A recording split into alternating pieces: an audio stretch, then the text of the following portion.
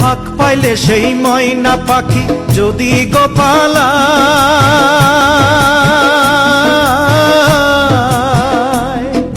ফাঁক পাইলে সেই ময়না পাখি যদি গোপালায়, সকাল বিকাল তাই পাখিরে পুষি দুধ কলায়।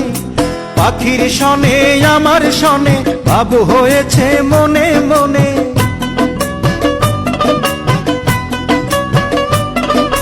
পাখির শনে আমার শনে ভাব হয়েছে মনে মনে।